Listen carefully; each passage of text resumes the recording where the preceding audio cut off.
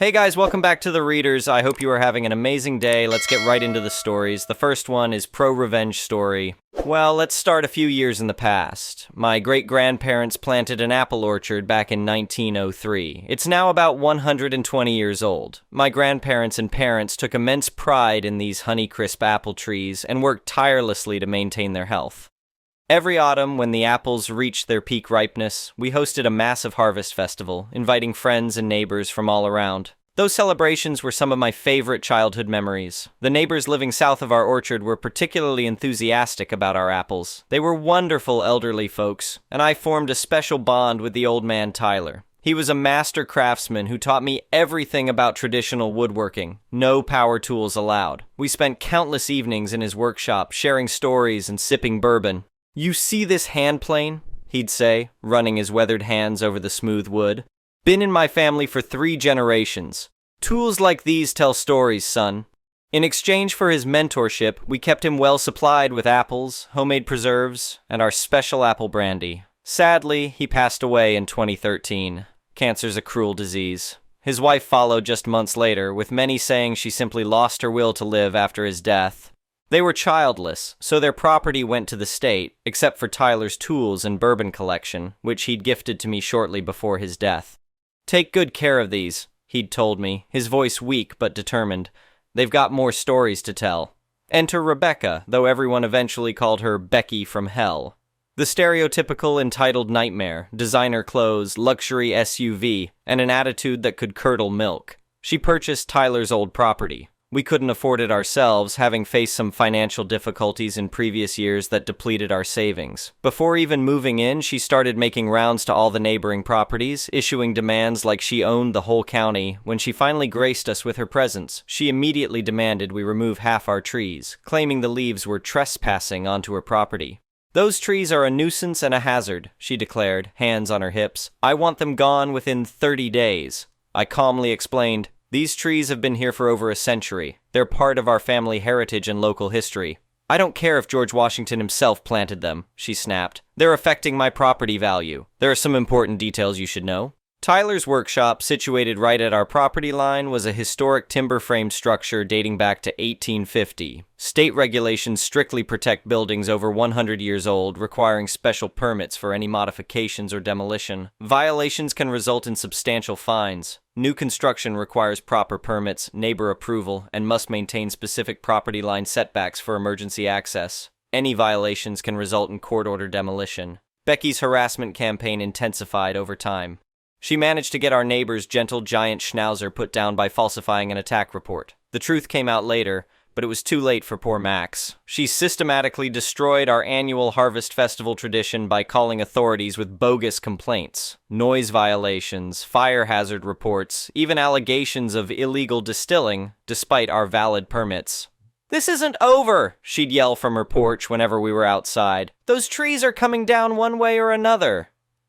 Strange incidents began occurring. Truck tires mysteriously getting slashed, eggs pelting our house at night, and our cat disappearing for days only to return with suspicious injuries. We suspected her but couldn't prove anything. Then came her fatal mistake. One weekend while we were away, she had contractors demolish Tyler's historic workshop. Within days, construction began on an elaborate pool house in its place.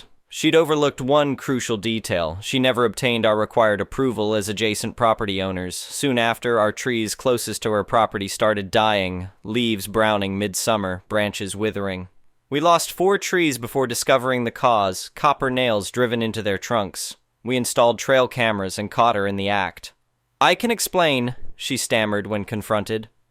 "Those trees were dropping branches on my new pool house. My father, ever the peacemaker, was willing to let it go. But seeing her drive that nail into our oldest tree, the one Tyler used to help us harvest every year, that was the last straw." Through some contacts in county administration, I discovered she'd never obtained permits for demolishing the workshop or building the pool house. Further investigation revealed her new structure actually encroached 3 feet onto our property. When I presented this evidence to my parents, they initially hesitated, worried about escalating tensions, but after reviewing her pattern of destruction, they agreed it was time to act. The dominoes fell quickly once we reported her. The workshop wasn't just protected by age. It had served as a stop on the Underground Railroad, making it a registered historical landmark. She was fined $150,000 for its destruction. The pool house had to come down, $50,000, earning another $83,000 in fines. She was required to rebuild the workshop to exact historical specifications using period-appropriate materials and methods, costing $154,000. "This is ridiculous," she protested at the hearing. "It was just an old shed." "That old shed was part of American history," the commissioner replied, "and you're going to restore it." The total hit, $437,000 plus legal fees. She declared bankruptcy and had to sell the property, which we purchased. Last I heard, she'd retreated back to the city, hopefully having learned an expensive lesson about respecting history and property rights. The next one is an entitled people story. I'm a 42-year-old Army veteran who served 3 tours in Afghanistan. My last tour ended with an IED that left me with a prosthetic right leg below the knee and a purple heart I didn't ask for. Adjusting to civilian life was tough, but I managed to build a decent life for myself. I work as an IT specialist for a local company, and while the phantom pain still bothers me sometimes, I've gotten pretty good at walking without much of a limp. I don't like using my disability placard unless I absolutely need to. Some days are better than others with my prosthetic, and I try to park in regular spots when I'm feeling good. But last winter we had this brutal cold snap that made my residual limb ache something fierce. Cold weather and prosthetics don't always play nice together. It was a Thursday afternoon when I pulled into the local grocery store. The temperature had dropped to about 15 degrees and my leg was killing me. I displayed my handicap placard clearly on my rearview mirror and parked in one of the designated spots near the entrance. I was only planning to grab a few things, some milk, bread, and ingredients for dinner that night. I was in the store for maybe 25 minutes. When I came out pushing my cart, my truck was gone.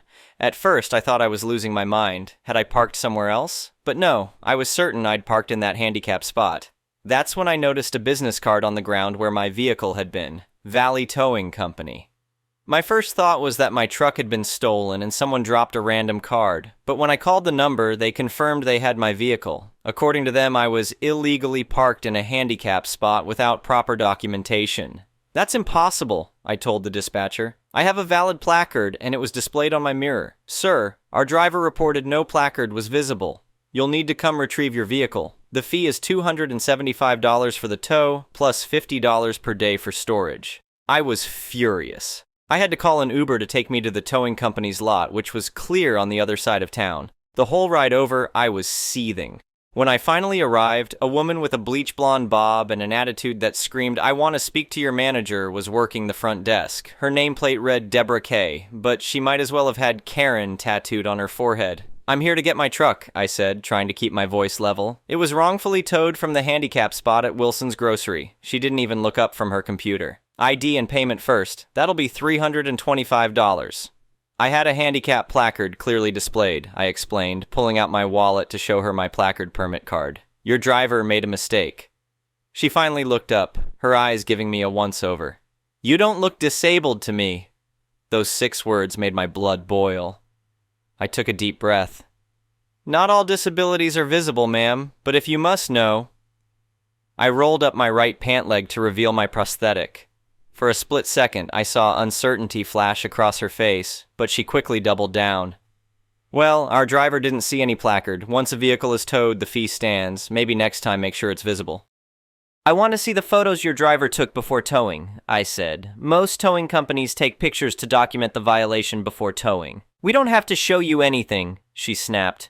"Pay the fee or you're not getting your truck back." I didn't have much choice at that moment. I needed my truck, and arguing with this woman wasn't getting me anywhere. I paid the fee, but before I left, I took pictures of the receipt, her nameplate, and the company information. I also asked for a copy of their towing policy, which she reluctantly provided. When I got home, I started researching. Turns out, in our state, towing companies are required by law to document with photographs that a vehicle is illegally parked before towing it from a handicap spot. They're also required to file these reports with the local police department. The next morning, I went to the police station and filed a report about the wrongful tow. The officer I spoke with was helpful, especially after I mentioned I was a disabled veteran. He pulled up the records and confirmed what I suspected. There were no photos submitted by Valley Towing for my vehicle.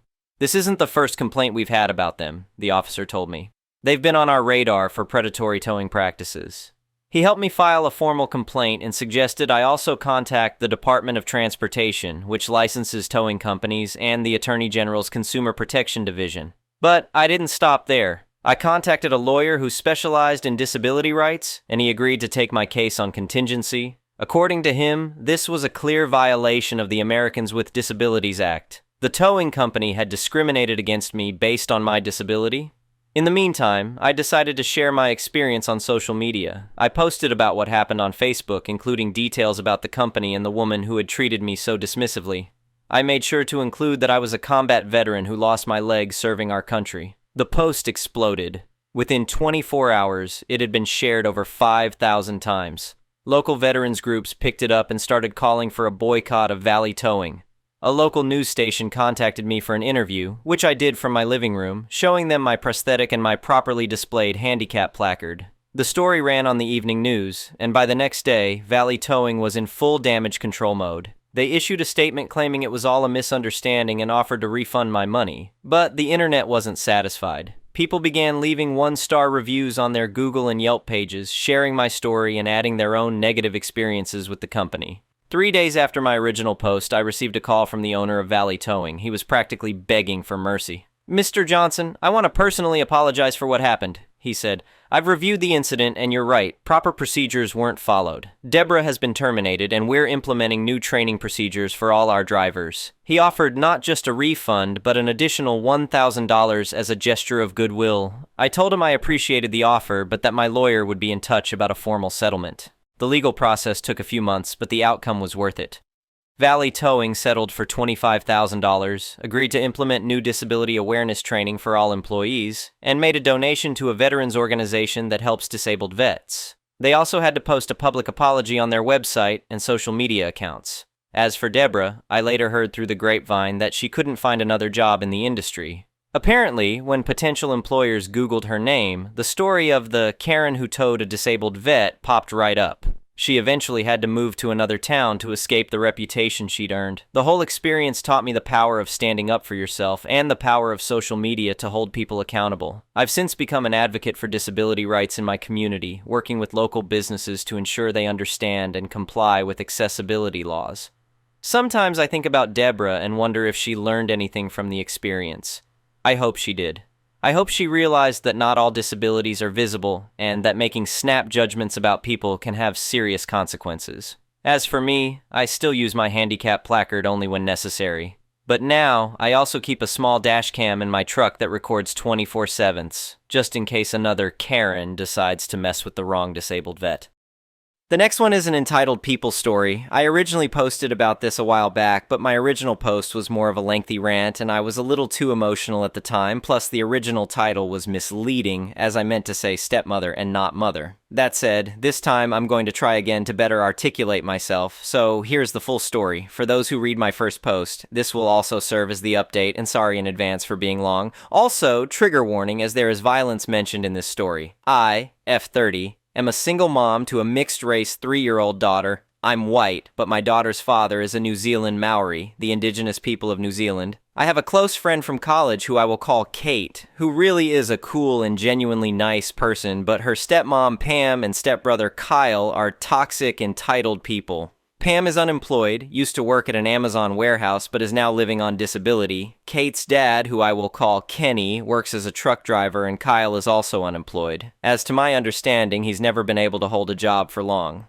Also, while Kate and her family are originally from West Virginia, they moved to Pennsylvania about some time ago. On July last year, I held an engagement party for my friend Kate and her fiancé Jack at my family's vacation home in the Catskills, as they were supposed to get married in December last year. Up until then, I didn't really talk to Kate's stepmom or stepbrother. I don't know them, but apparently they've been following me, my family and friends on Instagram and Facebook. According to Kate, Pam is apparently envious of the photos and stories me and our friends, post of us traveling, going out to restaurants, photos of us at parties or networking events, going on family boating trips, etc. For this reason, Pam was demanding that she and her son be invited to the engagement party so she could socialize with our friends, my family, as well as colleagues from the museum and university, as Pam and Kyle had no social life or friends of their own. Kate and I relented and allowed them to come as we didn't want them hassling Kate about this later on. Also, a little more background about Kyle. Kate did also go on to talk about how Pam pretty much coddled Kyle, that he was homeschooled sometime during grade school as Pam didn't like the fact the school disciplined him for bullying and other antisocial behavior, that Pam got mad at the school when they raised concerns that Kyle may have mental health issues and sexist beliefs, that he was never told off by Pam but rather enabled by her, and Pam wouldn't let Kenny discipline Kyle for anything he did, but apparently Pam could discipline Kate for the most minor infractions. That said, Kyle grew up coming to expect to be given anything and everything he wants, as well as never having had to face any real consequences for his actions. For this reason, Kyle has no real friends, has no social skills, and no respect for personal boundaries. At the party, as mentioned in my previous post, Kyle and Pam seemed out of place. Pam kept trying to talk up Kyle to my female friends at the party. Kyle just seemed awkward or uncomfortable the whole time, and they couldn't hold conversations with the other guests. During later Kyle started flirting with me, I initially tried to be polite, keeping my answers to his questions short, but after Kyle called my daughter a half-breed, saying that I should get rid of her so I could go out with him, I felt so disgusted and angry with him that I snapped, shouting at him and his mom to get out of my family's house. Pam got mad at me, accusing me of disrespecting her son, which I don't deny, demanding I apologize to her son, Pam screaming at the other guests who were now also chastising them, Pam and Kyle, etc. I in turn called Pam and Kyle out for being racist, classless misogynists, with the two of them leaving after realizing that nobody was supporting them, and Rachel calling being on the phone with the sheriff's office. Pam and Kyle then started sending me and Kate messages, angrily expressing how they felt humiliated. Pam calling me and my guests, most of whom were friends and colleagues from the museum and university, were snobs, as she felt we thought that we were too good for them. Pam demanding I apologize to them, Pam and Kyle demanding I go out on a date with Kyle to give him a chance, and other things. I ended up just blocking Pam, but neglected to also block Kyle. Fast forward to late March, ICE came over to our family's home in the Upper East Side since apparently Pam and Kyle reported my daughter as an illegal immigrant, despite my daughter being a U.S. citizen, born in Boston, and me being her mother. I then called my grandpa's law firm, who sent over a couple of lawyers. The lawyers dealt with the ICE agents while I showed documents, etc. Anyway, Kate told me that Pam and Kyle tried to get my daughter deported because they didn't want a non-white person in their family. Pam wanted me to get with her son, and they hoped that this would somehow make me willing to go out with Kyle. Instead, my family and I decided we were going to take them to court. Our lawyers reported Pam and Kyle to the Inspector General's office for their fraudulent report. Note, from what I understood, by filing a fraudulent report to ICE, Pam and Kyle would be a federal offense under 18 U.S.C. SEC 1001. But as to whether DHS pursues them is up to them. If DHS investigates Pam and Kyle, that would be separate from our family's case against them. Kate and her fiancé Jack did initially plan to go NC with Pam and Kyle, but that proved to be impossible as Kate and her dad are trying to mend their relationship. Kenny was away from home a lot due to being on the road, and even when he was at home, he didn't want to get involved with what he called family drama, and just told Kate to do whatever Pam demanded of her in order to keep the peace in their family. This did cause a long strain in her relationship with her dad, but he's now genuinely trying to mend his relationship with Kate, trying to set boundaries with Pam, but that said, it would be nearly impossible for Kate to go NC with Pam or Kyle without also going NC with her father. I understood Kate's situation and accepted her decision to only remain low contact with Pam and Kyle, as Kate did, also promised to not only not mention anything about me to Pam or Kyle, but also keep me informed on anything they may be doing.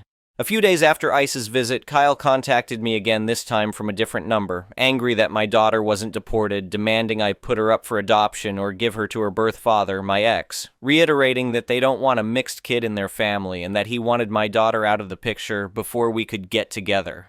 Feeling too tired to deal with it, I just told Kyle that any communication between us and him or his mother would need to be done via our lawyers going forward before hanging up on him. From different numbers, Pam and Kyle then tried calling me multiple times again, leaving voice messages which frankly sound unhinged and incoherent, but boiled down to them demanding I talk to them, Pam saying I'm not being a good daughter-in-law, and other words to that effect. Kate then contacted me, warning me that Pam and Kyle are freaking out, Pam ranting that she can't afford to be taken to court again as she's living on welfare, Kyle is unemployed, Kyle being obsessed with me, and Pam wanting to give her son the perfect wife who would take care of them. Additionally, Kenny is frustrated and angry with Pam and Kyle's shenanigans, with Kenny telling them to just drop it and to leave me alone, but they're not listening to him. Our lawyers have been in contact with Pam's lawyer, Rob, who is also Pam's older brother, with Rob wanting to negotiate a settlement before things go to court. Because of this, our lawyers organized a meeting at my grandpa's LIC office. At the meeting, me, my dad, and the 2 lawyers assigned to me met with Rob, Pam, and Kyle. To his credit, Rob was courteous, professional, and does seem like a genuinely reasonable person. However, as our lawyers started discussing the settlement, Pam interjected, demanding that I drop the lawsuit, saying things along the lines of, "You're going to be my son's wife, so you better start acting like it." Her saying that I should be grateful that her son is into me, as not many guys are going for single moms like you. Keep in mind, Pam herself was a single mom before she married Kate's dad. Pam saying her son and I will give her a grandchild who, as she says, looks like us, and your immigrant daughter, Pam referring to my daughter, is not like us. With Pam then turning to my dad and saying, "Our families should be one, and we are like you." Rob sat there uncomfortably, clearly embarrassed and ashamed of her sister's behavior as he tried to get Pam to shut up. My dad then told them that we are nothing alike, we do not share their views, we do not share the same values, my daughter is his, my dad's granddaughter, and that we have nothing in common with them. My lawyer then reminded them that the point of this meeting was to discuss a settlement and that they're not exactly in any position to make demands. Pam, ignoring this, went on her rant saying it was unfair that she spent the better half of her life working minimum wage jobs before going on disability, while my family wastes nice things like our family Christmas parties, boat trips, vacations, and good schools on my immigrant daughter, as Pam called my child. Pam continued talking about how she and Kyle deserve these things more than my daughter does. Pam saying it's unfair that my family and I flaunt lives on social media but not invite Pam or her son to join us, despite us inviting Kate, who again is a close friend of mine, and that her kind of people, referring to my daughter again, have no place in her idea of America. Our lawyers then just asked Pam and Kyle, "If you're not here to discuss a settlement, then what exactly are you hoping to gain from this meeting?" Kyle then spoke up, saying that he demands that my family drop our lawsuit and that I give in to his demand to give my daughter away and agree to go out with him. In exchange, he says that he will allow me to keep on working, but that my money needs to go to him as he will control our finances, with Kyle saying, "I am going to be the man of the house, so you better start listening to what I tell you." I just replied saying, "What house? You live in an apartment with your mom." Kyle then got up and tried to walk towards me, but Rob had to hold him back as my dad and one of my lawyers got between me and Kyle. My other lawyer then left the conference room to call for security as Pam started screaming and shouting her own lawyer, brother Rob, for trying to hold back Kyle. A couple minutes later, security arrived and tried to escort Pam and Kyle out of the office. However, as they were doing this, Kyle then broke free and tried running back towards the conference room we were in, but was being held back by office staff.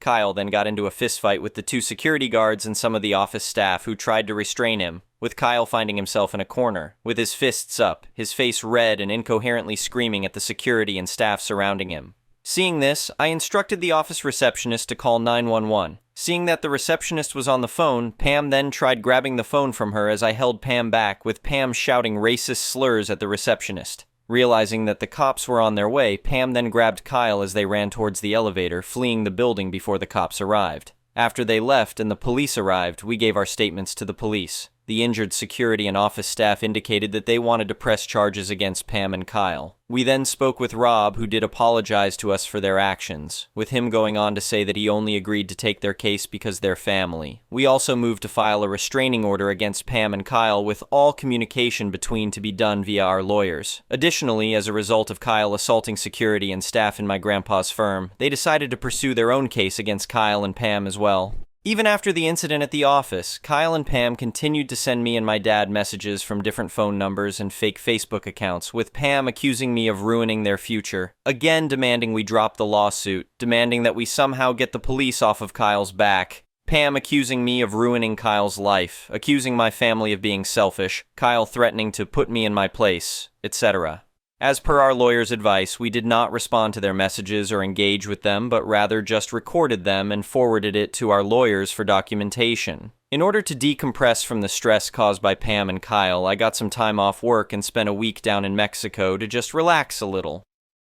After returning to the States, I held a dinner get-together with my friends at this restaurant in Park Avenue, where Kate again apologized for all the trouble her stepmom and stepbrother have been putting me through, as I assured her that I don't blame her for any of this. Kate also let me know that she, her dad, and Rob have been urging Pam to just agree to a settlement as they can't afford a lengthier court battle, coupled with all the other debts and bills Pam and Kyle already have, and Kenny has been pretty much paying for all their legal bills, draining his savings.